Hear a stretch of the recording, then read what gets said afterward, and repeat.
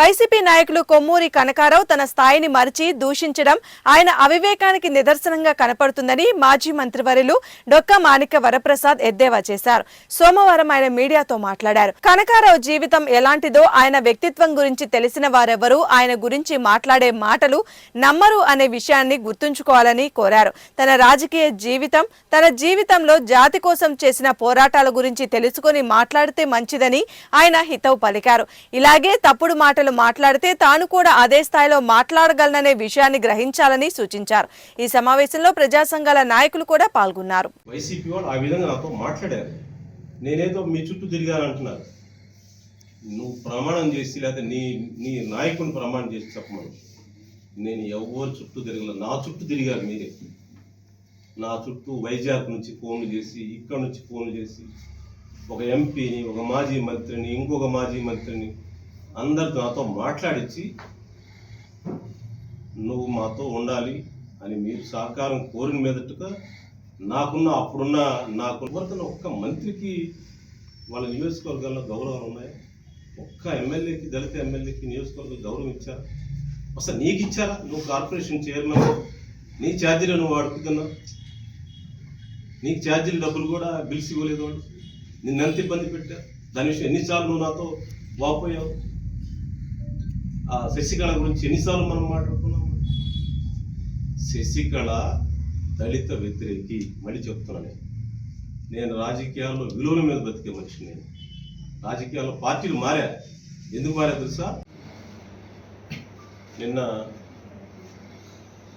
YCP నాయకుడు కొమ్మూరి కనకారావు గారు నన్ను తిడుతూ, నాకు వార్నింగ్ ఇస్తూ చాలా విషయాలు మాట్లాడాడు.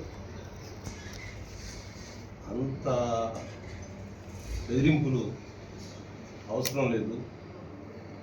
అంత బెదిరింపులు దాదాపు నన్ను దాడి చేసేంత విధంగా ఆయన చాలా విరుచుకుపడి మాట్లాడాడు. అది భావ్యం కాదని కనకారావు గారికి నేను విజ్ఞప్తి చేస్తాను. నేనేంటో, నా జీవితం ఏంటో, నా రాజకీయ జీవితం ఏంటో నీకు బాగా తెలుసు. అవన్నీ నీకు తెలుసు. మనందరం తిరువురులో మాట్లాడుకున్నాం. నీకు కూడా అర్థమైంది అన్నా, నువ్వు ఇది ఈ పార్టీలో ఉంటాం నీకు మంచిది కాదు అనే సలహా నువ్వు కూడా ఇచ్చావు.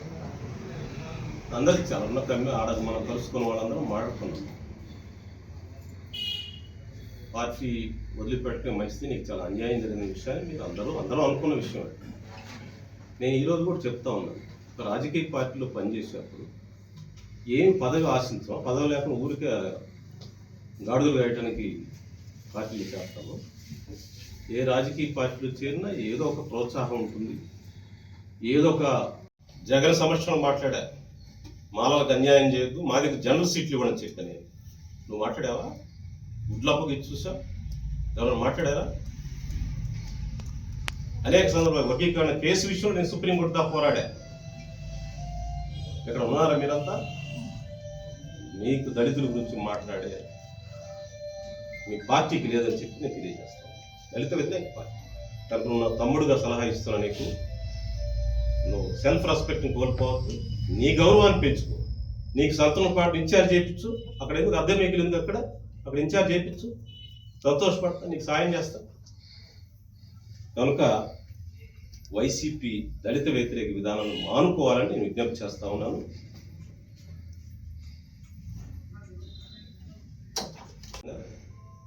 నేను మీకు చెప్తా ఉన్నాను, నేను బ్రతికున్నంతకాలం, రాజకీయాల్లో ఉన్నంతకాలం ప్రజాస్వామ్యం లాంటి పార్టీలు ఉండకూడదని దేశమంతా తిరిగి చెప్తాను, రాష్ట్రం అంతా తిరిగి చెప్తాను, దేశమంతా చెప్తాను. ముఖమా అరే మాట్లాడటానికి మగం వేసే పార్టీ అదేం పార్టీ అండి? అర్థంగా సంభాషించుకోవడానికి మగవాడాలి. ఒక పాలసీ డెసిషన్ లేదు మీకు? చెప్పండి.